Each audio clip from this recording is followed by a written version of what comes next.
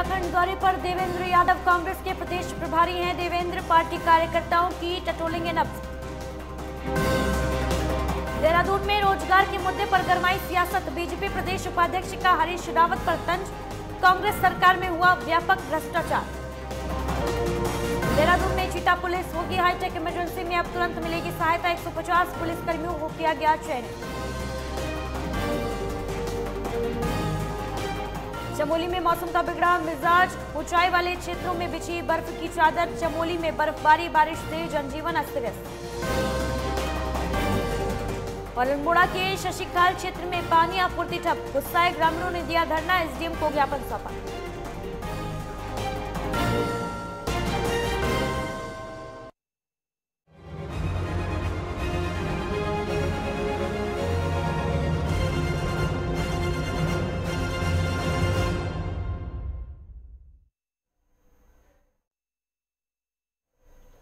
नमस्कार, स्वागत है आपका। आप देख रहे हैं उत्तराखंड लाइव। मैं हूं आपके साथ अदिति मिश्रा। मिशन 2022 को फतेह करने के लिए कांग्रेस ने अपनी तैयारी तेज कर दी है और इसी के तहत कांग्रेस के प्रदेश प्रभारी देवेंद्र यादव जल्द ही 3 दिवसीय उत्तराखंड दौरे पर आएंगे। देवेंद्र यादव 7 जनवरी से 9 जनवरी तक उत्तराखंड के दौरे पर रहेंगे, जहां वो काशीपुर, हल्द्वानी और देहरादून में पार्टी पदाधिकारियों और कार्यकर्ताओं के साथ बैठक करेंगे और कार्यकर्ताओं की नब्ज भी टटोलेंगे।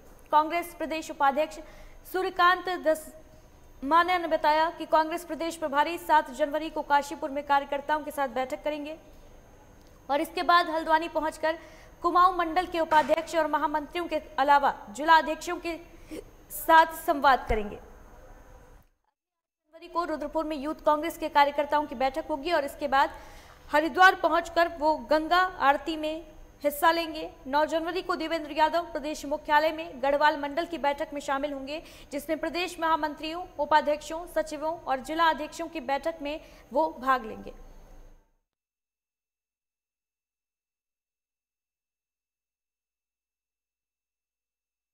देवेंद्र यादव जी का, जो हमारे अखिल भारतीय कांग्रेस कमेटी से उत्तराखंड के लिए प्रभारी हैं, 7 तारीख को वो दिल्ली से चल करके काशीपुर पहुंचेंगे। काशीपुर में शहर कांग्रेस कमेटी के लोगों से और बूथ लेवल के वर्कर्स से बातचीत करेंगे। काशीपुर मीटिंग के बाद वो हल्द्वानी के लिए रवाना होंगे। हल्द्वानी में 2:30 बजे दोपहर हमारे कुमाऊं मंडल के जितने प्रदेश के पदाधिकारी, उपाध्यक्ष, महामंत्री, सचिव और जिला अध्यक्ष, महानगर अध्यक्ष हैं, उनकी बैठक करेंगे और रात्रि विश्राम उनका हल्द्वानी में ही है। 8 तारीख को वो हल्द्वानी से चल करके और रुद्रपुर पहुंचेंगे। रुद्रपुर में महानगर कांग्रेस कमेटी के लोगों से बातचीत करेंगे, ब्लॉक और बूथ लेवल के वर्कर से बातचीत करेंगे रुद्रपुर के। उसके बाद हरिद्वार के लिए रवाना होंगे। हरिद्वार में शाम को गंगा आरती में शामिल होंगे, पार्टी के कार्यकर्ताओं से बातचीत करेंगे।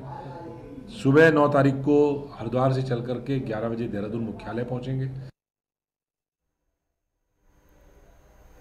पूर्व मुख्यमंत्री हरीश रावत द्वारा अपने कार्यकाल में दिए गए रोजगार के बयान को लेकर अब सियासी रंग चढ़ता दिखाई दे रहा है। बीजेपी प्रदेश उपाध्यक्ष खजान दास ने पूर्व मुख्यमंत्री हरीश रावत पर तंज कसते हुए कहा कि हरीश रावत पूर्व मुख्यमंत्री रहे हैं और इसके साथ ही वो सांसद भी रहे हैं। रोजगार के मुद्दे को लेकर छोटी राजनीति कर रहे हैं और क्या कुछ कहा है उन्होंने, आइए आपको सुनाते हैं। देखिए, माननीय हरीश रावत जी बहुत ही सुलझे हुए और बहुत ही पुराने लीडर भी हैं। मुख्यमंत्री रहे हैं, केंद्र में मंत्री रहे हैं और लंबे समय तक सांसद रहे हैं।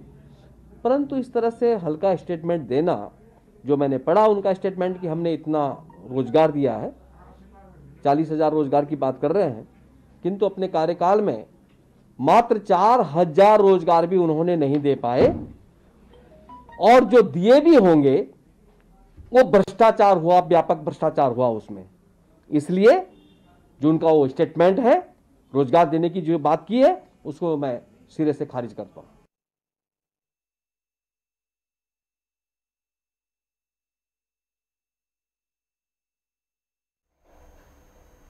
अल्मोड़ा के विकासखंड सल्ट के शशिखाल और तहसील चौक क्षेत्र में पिछले 4 दिन से पानी की आपूर्ति ठप है। इससे गुस्साए ग्रामीणों ने तहसील कार्यालय में धरना प्रदर्शन किया और विभाग के खिलाफ जमकर नारेबाजी की। इसके साथ ही चेतावनी दी कि अगर जल्द ही पानी की आपूर्ति सुचारू नहीं की जाती तो वे धरना प्रदर्शन के साथ अनशन भी शुरू कर देंगे। लोगों का कहना है कि गुलार करगेत योजना की पाइपलाइन क्षतिग्रस्त होने की वजह से क्षेत्र में पिछले 4 दिन से पानी नहीं आ रहा। कई बार इसकी शिकायत की गई लेकिन कोई कार्रवाई नहीं हो रही, जिसको लेकर कड़ाके की सर्दी में ग्रामीणों को 5 किलोमीटर दूर से पानी लाना पड़ रहा है।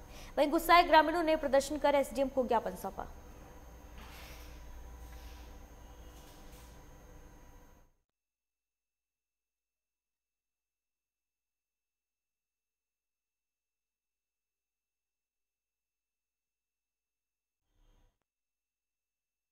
गोविंद रावत हमारे सहयोगी फोन लाइन पर मौजूद है तमाम जानकारी के साथ। गोविंद, पानी की आपूर्ति ठप होने की वजह से ग्रामीणों को काफी परेशानियों का सामना करना पड़ रहा है, क्या कुछ अपडेट है, क्या कार्रवाई हुई है?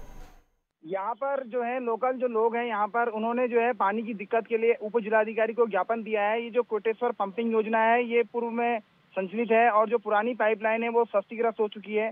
अभी एसडीएम मैडम ने इनको अभी चेतावनी आश्वासन दिया है कि जल्द ही हम पानी की लाइनों को सही करेंगे। तमाम जानकारी के लिए बहुत बहुत शुक्रिया आपका।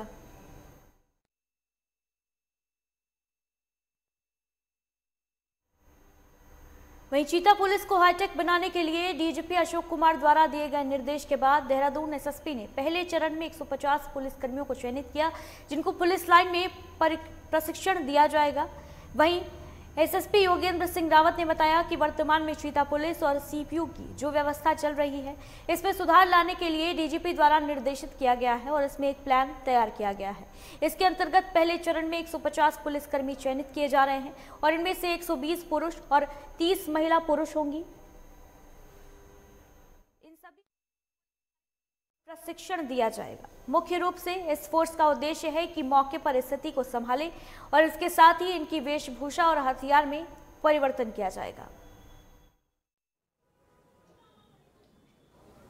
वर्तमान में जो व्यवस्था चल रही है चीता पुलिस की और सीपीयू की, इसमें सुधार लाने के लिए माननीय डीजीपी महोदय और पुलिस मुख्यालय द्वारा निर्देशित इसमें किया गया है और इसमें एक प्लान तैयार किया गया है, जिसके अंतर्गत प्रथम चरण में 150 पुलिसकर्मी चयनित किए जा रहे हैं, जिनमें 30 महिलाएं और 120 पुरुष कर्मी होंगे। इनको पुलिस लाइंस में एक गहन प्रशिक्षण दिया जाएगा। मुख्य रूप से इस फोर्स का उद्देश्य फर्स्ट रिस्पॉन्डर की तरह काम करना है और किसी भी मौके पर पहुंचकर विभिन्न सिचुएशंस के हिसाब से इनको क्या प्रतिक्रिया देनी है और कैसे रिस्पॉन्ड करना है, इस बारे में इनको ट्रेन किया जाएगा और उसी अपेक्षाओं के अनुरूप इनकी जो वेशभूषा और जो इनके गैजेट्स हैं और जो वेपन्स हैं उनमें भी परिवर्तन लाया जाएगा, ताकि ये एक फोर्स मल्टीप्लायर के रूप में इफेक्टिव ढंग से काम कर सकें।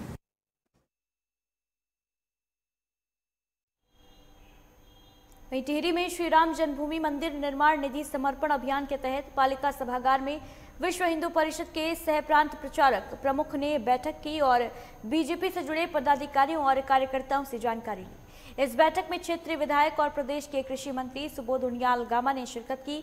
सह प्रांत प्रचारक प्रमुख ने बताया कि भगवान रामलला मंदिर का भव्य निर्माण रामराज्य की तरफ पहला कदम होगा। उन्होंने कहा कि महात्मा गांधी भी रामराज्य चाहते थे, जिसको लेकर जिले में 15 जनवरी से 5 फरवरी तक श्री राम जन्मभूमि मंदिर निर्माण निधि समर्पण अभियान चलाया जाएगा और इस दौरान प्रत्येक घर और जन जन तक संपर्क किया जाएगा। लोगों की समस्याएं सुनी जाएंगी और उन्हें सरकारी योजनाओं का लाभ दिया जाएगा।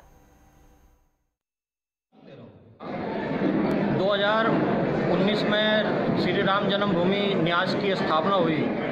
विश्व हिंदू परिषद ने उनसे आग्रह किया कि इस आंदोलन को विश्व हिंदू परिषद ने यहाँ तक पहुँचाया है तो हमें उसमें सेवा करने का मौका मिले। तो न्यास के लोगों ने विश्व हिंदू परिषद को कहा कि ठीक है, हम इनको सेवा ये अभियान में लगाते हैं और श्री राम जन्मभूमि मंदिर निर्माण निधि समर्पण अभियान करके एक समिति बनाकर पूरे देश के हिंदू और हिंदुत्व में विश्वास रखने वाले लोगों से आह्वान किया गया वो घर घर जाकर संपर्क करें। निधि समर्पण के लिए जो है आज हमारे प्रदेश महामंत्री आदरणीय संजय भट्ट जी और जो हमारे जिला प्रचारक हैं और विभाग प्रचारक हैं उनके नेतृत्व में आज पूरे हमारे जो नरेंद्र नगर जो ये देवप्रयाग जिला है इसकी बैठक बुलाई गई थी। इसका हमारा मकसद श्री राम जन्मभूमि का जो अभी भव्य निर्माण होने वाला है उसके लिए जो है हर घर तक पहुंचना और हर घर तक राम जन्मभूमि के बारे में लोगों को संपर्क करना और सहयोग राशि जो भी जिसको जैसा सूझे, जो जितने राशि देना चाहता है राम जन्मभूमि के लिए, उसके लिए आज ये बैठक। राम मंदिर के निर्माण की आस देश की जनता को थी। माननीय उच्चतम न्यायालय के फैसले के बाद ये रास्ता खुला और अब श्री राम जन्मभूमि मंदिर निर्माण के लिए एक निधि समर्पण अभियान चलाया जा रहा है, जिसके अंतर्गत इस देश के हर हिंदू से उसका अंश, ताकि उसको ये महसूस हो कि उस मंदिर के निर्माण में उसकी भी भूमिका है और एक भव्य मंदिर का निर्माण हो। इसके लिए कार्यकर्ताओं को आज दिशा निर्देशित किया गया कि हर गांव और हर हिंदू से इसके लिए धन एकत्रित करना है, ताकि एक भव्य मंदिर का निर्माण हो सके। और फिलहाल यहाँ वक्त एक छोटे से ब्रेक का है, जल्द लौटेंगे।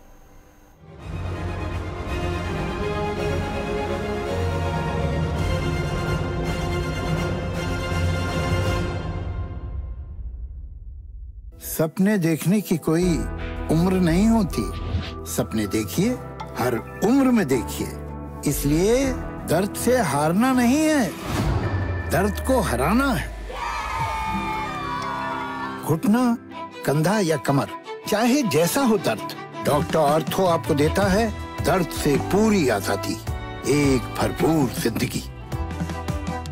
ये कोई टेम्परेरी पेन किलर नहीं, आयुर्वेदिक औषधि है। बुलेट की रफ्तार से बताएंगे देश के हालात, जानेंगे पिछले 24 घंटे की सभी खबरें खास।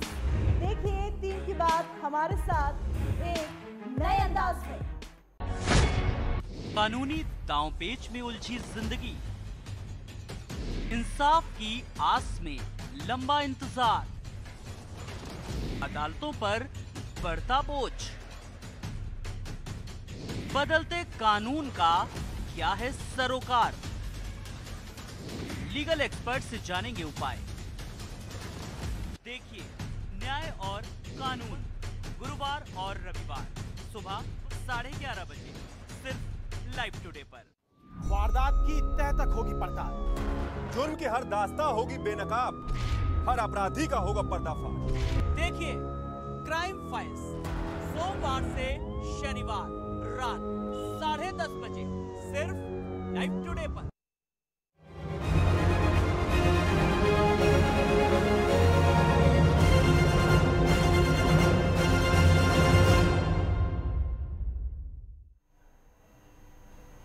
ब्रेक के बाद स्वागत है आपका। बेजान लकड़ी में जान डालने वाले दिनेश की प्रतिभा को देखकर टिहरी जिले की तेजतर्रार जिलाधिकारी युवा आशीष श्रीवास्तव ने उनकी मदद करने के लिए अपने हाथ आगे बढ़ाए हैं। उनका कहना है कि अब किसी भी प्रकार के संसाधनों का अभाव नहीं होने दिया जाएगा। डीएम की पहल से दिनेश बेहद खुश हैं। उन्होंने कहा कि अब कास्ट कला सिमट कर नहीं रहेगी। बताते चलें कि टिहरी के झीलम गांव के दिनेश लाल कास्ट कला के जादूगर हैं और लकड़ी पर उनके हाथ चलते ही बेजान लकड़ी में मानो जान आ जाती है। कास्ट कला के धनी दिनेश लाल एक बार किसी वस्तु को देख ले तो वो लकड़ी से उस वस्तु का हूबहू मॉडल बना लेते हैं। यही नहीं, वो अब तक जेसीबी मशीन, घोड़ा, मंदिर, मकान, हवाई जहाज जैसे मनमोहक मॉडल बना चुके हैं और हाल ही में उन्होंने सबसे आकर्षक मॉडल डोबरा चांठी पुल का बनाया है। इसे खरीदने के लिए कई खरीदार सामने आ चुके हैं। साथ ही डोबरा चांठी पुल के बनाए गए मॉडल को उन्होंने 70,000 रुपए में दिल्ली के व्यक्ति को बेचा है। वर्तमान में दिनेश लाल इस कास्ट कला के शौक को व्यवसाय बनाना चाहते हैं, लेकिन आर्थिक तंगी उनकी राह में रोड़ा बन रही है। वहीं अब डीएम ने उनकी मदद के लिए अपने हाथ आगे बढ़ाए हैं।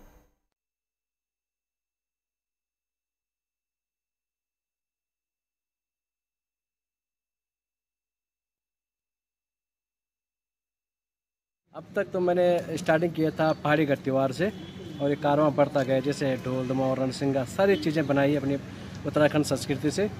तो इसी के साथ मैंने सोचा कि चांठी डोबरा पुल भी हमारी संस्कृति से जुड़ गया, भारत की नंबर 1 शान है, तो क्यों नहीं इसका मॉडल तैयार किया जाए। तो उसका मॉडल तैयार किया, बहुत प्रशंसा मिली उससे भी, और उसे बनाने मेरे को 43 दिन का समय लगा।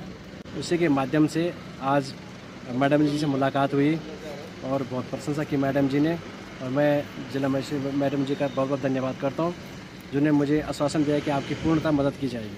उनको बिल्कुल इनकी जो कलाकृति है वो बहुत ही अनूठी है और इसको बढ़ावा देने के लिए, और ऐसा भी कि मतलब एक ही आदमी बस इसको ना करता रहे, बाकी उस गांव में या फिर वहाँ जो भी युवा आसपास हैं उनको भी ये कला सीखने का मौका मिले उनके साथ। तो इसके लिए हम एक ट्रेनिंग प्रोग्राम उन्हीं के साथ ऑर्गेनाइज करेंगे, जिससे उनको एक तो वित्तीय सहायता भी मिल जाएगी और ये बहुत जल्दी हम कर लेंगे। इस वित्तीय वर्ष ही हम उनको एक ट्रेनिंग देंगे जिसमें वो कुछ अपने साथ गांव वालों को ट्रेन करेंगे। इससे प्रोडक्शन इसका बढ़ जाएगा।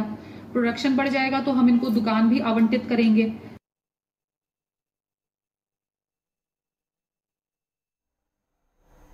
वहीं इस बीच टिहरी से बड़ी खबर आ रही है।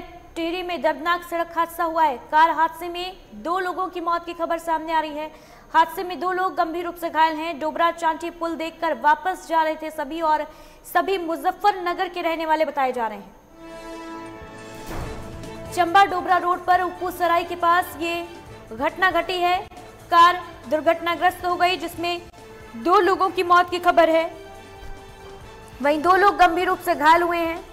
डोबरा चांठी पुल देखकर सभी वापस लौट रहे थे। मुजफ्फरनगर के निवासी बताए जा रहे हैं सभी लोग, जिनमें से 2 की मौत हो गई है हादसे में। वहीं 2 लोग घायल बताए जा रहे हैं। चंबा डोबरा रोड पर उप्पू सराय के पास हादसा हुआ।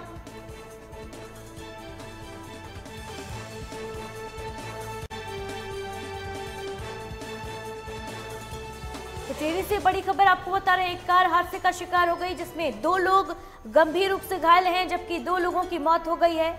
डोबरा चांठी पुल देखकर मुजफ्फरनगर के रहने वाले 4 लोग वापस लौट रहे थे कार से, और इस दौरान वाहन दुर्घटनाग्रस्त हो गया और 2 लोगों की हादसे में मौके पर मौत हो गई है, जबकि 2 घायलों को अस्पताल पहुंचाया गया है।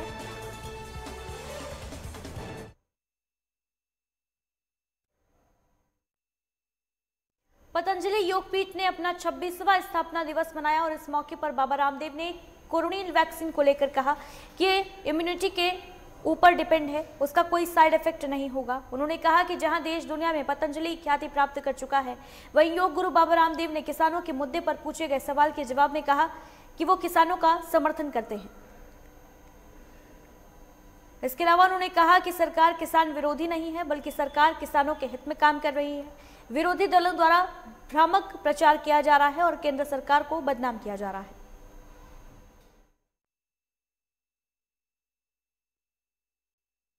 वैक्सीन में ना तो गाय का खून है, ना सुअर की चर्बी है।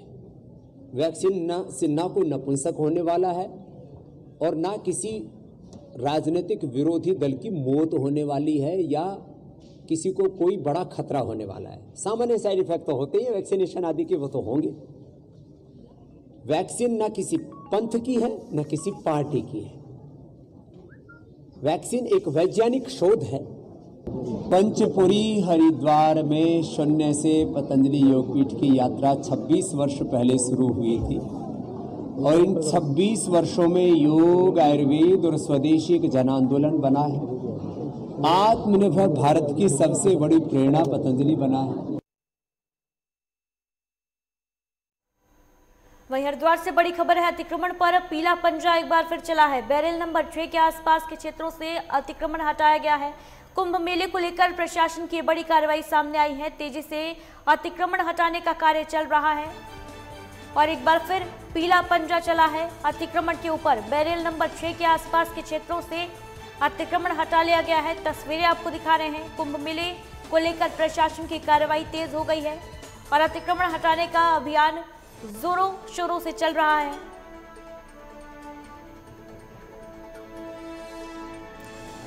अवैध अतिक्रमण पर प्रशासन का बुलडोजर चला है। बैरल नंबर 6 के आसपास के क्षेत्रों से अतिक्रमण को हटाया गया है।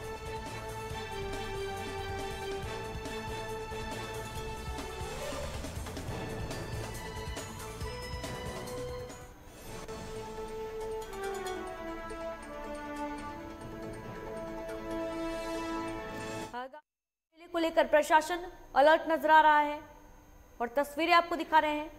वहीं पूरे उत्तर भारत में मौसम का मिजाज बेहद बिगड़ा है। पहाड़ों में बर्फबारी के बाद जबरदस्त शीतलहर चल रही है, जिससे कड़ाके की सर्दी पड़ रही है। उत्तराखंड के 5 जिलों में मौसम विभाग ने ऑरेंज अलर्ट भी जारी किया है और इस मौसम में लोगों को कोहरे का कहर भी झेलना पड़ रहा है। वहीं ऊंचाई वाले इलाकों में पर्यटक बर्फबारी का आनंद उठा रहे हैं। रिपोर्ट देखिए।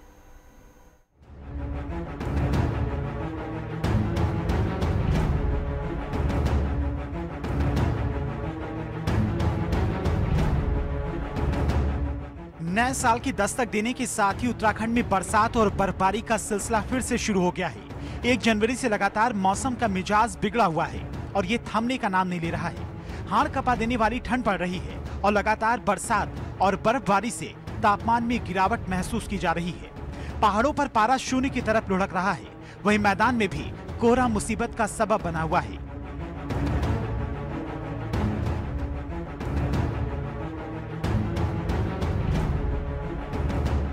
इस बीच आज मौसम उत्तराखंड के निवासियों की कड़ी परीक्षा ले सकता है। मौसम विभाग ने उत्तराखंड के 5 जिलों में भारी बर्फबारी और बरसात की संभावना जताई है। बीती देर रात से उत्तराखंड के अधिकांश हिस्सों में रुक रुक कर बारिश हो रही है। इस बीच मौसम विभाग ने 5 जिलों में भारी हिमपात की चेतावनी जारी कर ऑरेंज अलर्ट जारी कर दिया है। वहीं चमोली, बागेश्वर, रुद्रप्रयाग, पिथौरागढ़ और उत्तरकाशी में जमकर बर्फबारी और बारिश हो रही है। ऐसे में यहाँ के लोगों को सबसे अधिक सतर्क रहने की जरूरत है, क्योंकि मौसम के कारण हालात बिगड़ सकते हैं। इसके मद्देनजर मौसम विभाग ने राज्य सरकार के लिए एडवाइजरी भी जारी कर दी है और चेतावनी को देखते हुए शासन ने सभी जिलाधिकारियों को सतर्क रहने के निर्देश दे दिए हैं।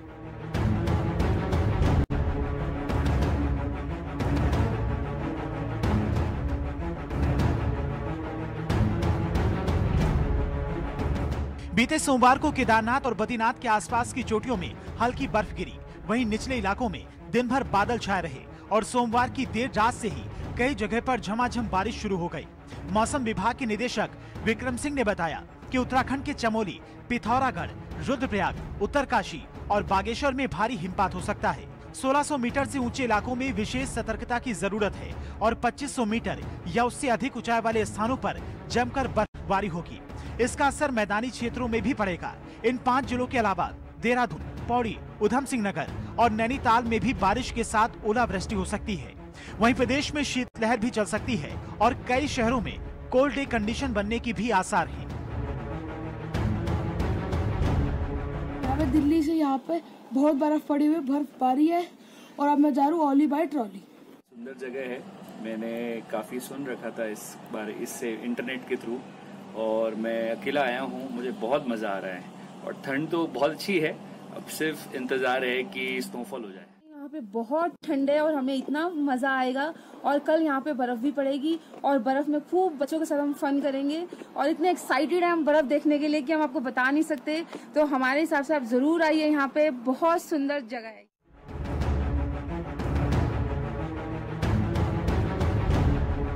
वहीं चमोली जिले के ऊंचाई वाले इलाकों में हो रही बारिश से जनजीवन अस्त व्यस्त है। बारिश के कारण अब क्षेत्र में ठंड बढ़ने लगी है। मौसम वैज्ञानिक ने दावा किया है कि अगले 2 दिन और लोगों को बारिश से परेशानियों का सामना करना पड़ेगा। वहीं लोग ठंड से बचने के लिए अलाव का सहारा ले रहे हैं। लोगों का कहना है कि पहले ही ठंड ने बुरा हाल कर रखा है और बारिश के कारण और ठंड होने लगी है। हालांकि बारिश से किसानों के चेहरे खिले हुए हैं। ये बारिश किसानों की फसलों के लिए वरदान साबित हो रही है। दिन प्रतिदिन यहाँ पर जो पारा है बहुत नीचे जा रहा है और हमारे आसपास छोटे छोटे जो नाले हैं वो पूरी तरीके से जम गए हैं। पानी आपका लिक्विड फॉर्म में कहीं भी नहीं है, एकदम से जमा हुआ है और पूरा बर्फ बना हुआ है। और जिस हिसाब से पिछले 2-3 दिन से लग रहा है, तो इस हिसाब से तो लगता है आगे आने वाले 2-4 दिन भी ठंड की वजह से काफी कठिन रहेंगे और हिमपात होने की पूरी संभावना। तो तापमान माइनस में तक चला जा रहा है, एकदम ऐसा ठिठुर के सोना पड़ा है और मजा तो बहुत ज्यादा आ रहा है। मैं बार बार आऊंगा, सर्दियों में हर बार यही आऊंगा।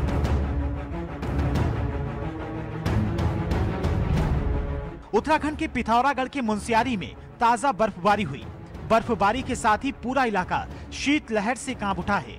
पेड़, पहाड़, जंगल सब बर्फ की सफेद चादर में ढक चुके हैं। वहीं मुनस्यारी के ऊंचाई वाले कुछ गांवों में पानी जमने की वजह से पानी की सप्लाई बंद हो चुकी है। बागेश्वर जिले के ज्यादातर इलाकों में सुबह से ही बारिश हो रही है। कपकोट के ऊंचाई वाले इलाकों में बर्फबारी शुरू हो गई है। कई इलाके बर्फ की चपेट में हैं। और उत्तराखंड के साथ ही हिमाचल प्रदेश में भी ठंड का कहर जारी है। पर्यटन के लिए मशहूर हिमाचल प्रदेश के डलहौजी में मौसम ने फिर से करवट बदली है। भारत की मिनी स्विट्जरलैंड के नाम से विख्यात इस पर्यटन स्थल में रुक रुक कर बर्फबारी हो रही है और अगले कुछ दिनों तक बर्फबारी और तेज होने के आसार हैं। चमोली से पुष्कर नेगी की रिपोर्ट, लाइव टुडे।